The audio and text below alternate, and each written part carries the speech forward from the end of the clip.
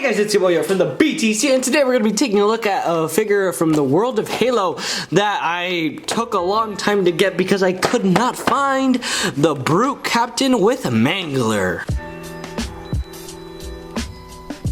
Alright, so let's just open this guy because look at the back, nothing interesting, and the front, well, it's just displaying the figure, so we should just jump into it.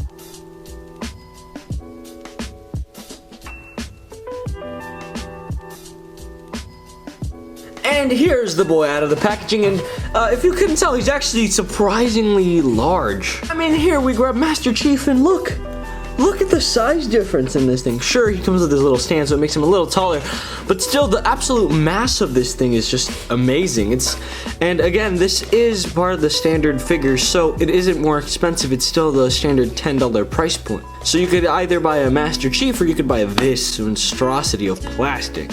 But anyway, now that we have this guy, let's get him off his stand, and let's get over what he comes with. So first and foremost, as you could tell, I did say that he came with this stand, which is very, very nicely painted. Look at that little rugged dirt and weather. It's a very clean looking stand. As you can tell, it has these connectors. I'm assuming it's so that you can connect other stands to this one, which in the end would look pretty freaking cool, I'm assuming. It's a really cool stand. I like the inclusion of it.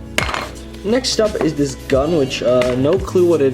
Next up is this gun. I have no clue what the heck it is, but it is very nice looking. It's very small for his big size, but I'm assuming that this guy only uses his fists. Never played Halo, my bad. But nice weapon nonetheless. These, I guess, don't count as accessories, but they came separate in the packaging. It's these little wings, I guess you could call them, that go onto his back. I think it might be so that someone goes on there. I don't know how Halo works, I'm sorry, but he's got that going for him. And finally, probably the most important accessory is...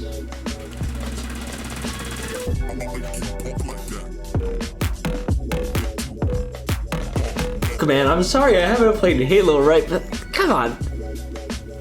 I'm not the only one that sees this guy as a monkey, right? He looks like a hairless gorilla. If he's just, I don't know, he's fucking hilarious looking.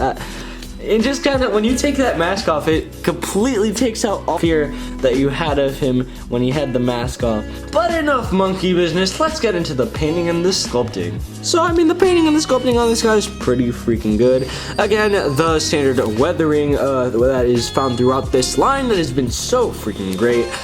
He's got very nice armor plates. He's the biggest of the boys, so he does have some mass and large armor plates. He's got less detail than most since he's just really a big lump of red and gray. So he isn't too visually interesting, but he does look like a war-ridden veteran. So that is going for him, and I mean overall his plates are really nice. The only joints that really show are the ones at the bends, but does that really matter? No, not really. So I think this guy is pretty. Now that we've talked about the painting and the sculpting, let's get into this big monkey's articulation. Ball joint at the head. The arm can go out this far. Tight ball joint over here. A nice and spicy belly. His arm can go down and up and side to side, but it is very tight. Would not recommend doing that too much. He's got a ball joint in the waist and a waist swivel, I'm pretty sure, but they are very kind of interconnected, so you can just get a bunch of articulation without trying to move one or the other. Ball joint at the thigh. He can kick forward about that far. His foot can go back about that far. A bend at the knee that's technically double, but it's not very efficient. And finally, you get a pivot, but again, this articulation is very weird since this guy is relatively thick, so let's just consider it a side to side at the foot. So as you can tell, this guy is ridiculously awesome. He may not have that much articulation, but he sure as hell is a great villain to be a companion to Master Chief.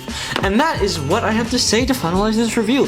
I think this figure is great. It is a very nice companion piece to the Master Chief figure, since it is such a big boy and such a big boss that you have something to essentially make your big bad, even though he is not the main villain, I'm assuming.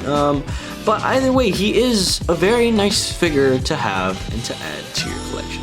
So I'm going to give this guy a 3 out of 5 because he's average. He's not that great. In fact, I'll give it a 3.5 out of 5 because of how much enjoyment I've gotten out of him.